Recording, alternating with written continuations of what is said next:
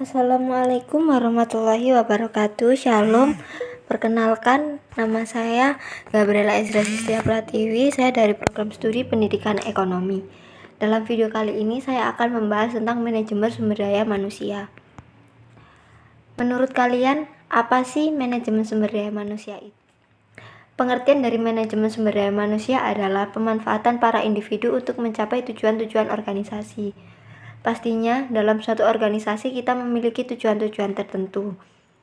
Tujuan manajemen sumber daya manusia adalah untuk meningkatkan kontribusi produktif para karyawan bagi organisasi secara strategik, etis, dan bertanggung jawab sosial. Sumber daya manusia adalah aset yang harus dikelola secara cermat dan sejalan dengan kebutuhan organisasi. Apa sih perbedaan dari manajemen sumber daya manusia dengan manajemen personalia? Dalam istilah manajemen personalia terkandung pengertian bahwa karyawan atau personalia hanya dianggap sebagai salah satu faktor produksi saja yang tenaganya harus digunakan secara produktif bagi mencapai tujuan perusahaan. Sedangkan dalam istilah manajemen sumber daya manusia terkandung pengertian bahwa karyawan atau SDM yang ada dalam perusahaan merupakan aset atau kekayaan yang berharga bagi perusahaan sehingga harus dipelihara dan dipenuhi kebutuhannya dengan baik. Ada juga tujuan-tujuan dari manajemen sumber daya manusia. Ada 4 tujuan. Tujuan yang pertama adalah tujuan organisasional, tujuan kedua adalah tujuan fungsional, tujuan ketiga tujuan kemasyarakatan, dan tujuan yang terakhir adalah tujuan personal. Tujuan organisasional adalah untuk memastikan bahwa manajemen sumber daya manusia berkontribusi pada efektivitas organisasi. Departemen Manajemen Sumber Daya Manusia membantu para manajer untuk mencapai tujuan-tujuan organisasi. Dalam hal ini, para manajer tetap bertanggung jawab penuh atas para bawahannya. Departemen Manajemen Sumber Daya Manusia hanya memberikan dukungan dalam hal-hal yang terkait dengan pengelolaan sumber daya manusia. Tujuan fungsional adalah untuk menjaga kontribusi Departemen Sumber Daya Manusia dalam tingkat yang layak bagi kebutuhan-kebutuhan organisasi. Sumber-sumber daya akan terbuang percuma jika manajemen sumber daya manusia tidak direncanakan secara optimal sesuai kebutuhan organisasi. Tujuan kemasyarakatan, bersikap etis dan bertanggung jawab sosial terhadap kebutuhan-kebutuhan dan tantangan-tantangan masyarakat sembari meminimalkan dampak negatif tuntutan-tuntutan tersebut bagi organisasi. Tujuan yang terakhir adalah tujuan personal, membantu para karyawan mencapai tujuan-tujuan pribadi mereka sejauh tujuan-tujuan mendorong kontribusi individual bagi organisasi. Tujuan personal para karyawan akan tercapai jika para karyawan dipelihara, dipertahankan, dan dimotivasi. Jika tidak demikian, kinerja dan kepuasan karyawan akan menurun dan karyawan bisa meninggalkan organisasi itu.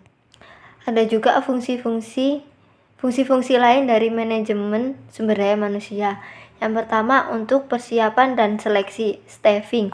Ada 4 poin. Poin yang pertama, analisis dan desain jabatan. Poin kedua, perencanaan sumber daya manusia. Poin ketiga, rekrutmen. Dan yang terakhir, seleksi. Ada juga fungsi yang kedua, pengembangan dan evaluasi. Ada 4 poin juga. Poin yang pertama, orientasi penempatan dan PHK. Poin kedua, pelatihan dan pengembangan. Ketiga, perencanaan karir. Dan yang keempat, penilaian kinerja. Fungsi-fungsi manajemen sumber daya manusia yang ketiga yaitu kompensasi dan proteksi. Ada dua poin. Yang pertama, upah atau gaji, insentif, tunjangan, dan layanan. Dan yang kedua, keamanan, keselamatan, dan kesehatan. Ada juga fungsi hubungan kekaryawanan dan audit. Ada 3 poin. Poin yang pertama, hubungan kekaryawanan. Kedua, hubungan serikat pekerja, manajemen. Dan yang terakhir, audit manajemen sumber daya manusia. Penyediaan staf atau staffing merupakan proses untuk memastikan bahwa organisasi memiliki jumlah karyawan yang tepat dengan berbagai keahlian yang memadai untuk menjalankan pekerjaan-pekerjaan yang tepat pada waktu yang tepat untuk mencapai tujuan organisasi.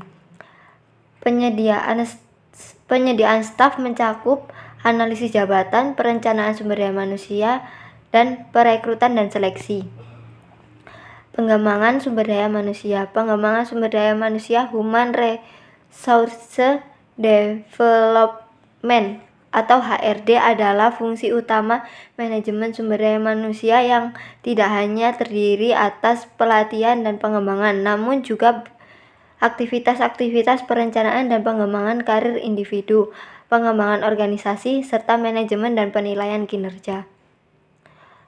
Kompensasi mencakup seluruh imbalan yang diberikan kepada karyawan sebagai penghargaan atas jasa mereka, yang meliput 1. Kompensasi finansial langsung, seperti bayaran yang diterima dalam bentuk gaji, upah, komisi, bonus, dan lain sebagainya.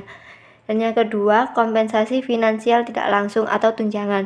Semua imbalan finansial yang tidak termasuk dalam kompensasi langsung seperti cuti dibayar, cuti sakit, liburan, asuransi kesehatan, dan masih banyak lagi.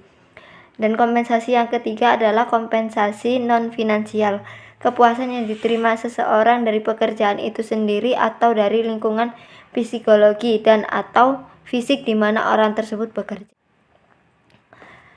Keselamatan dan kesehatan. Keselamatan adalah terlindunginya para karyawan dari luka-luka yang disebabkan kecelakaan yang berhubungan dengan pekerjaan. Kesehatan adalah kebebasannya para karyawan dari penyakit fisik maupun emosional.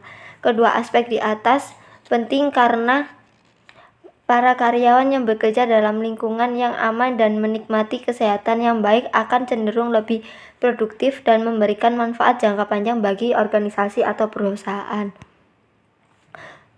Hubungan kekaryawanan dan perburuhan.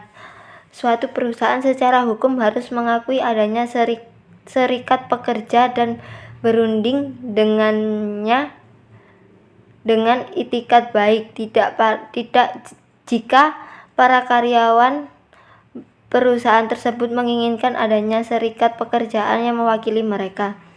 Aktivitas sumber daya manusia yang terikat dengan perundingan kolektif seringkali disebut sebagai hubungan industrial.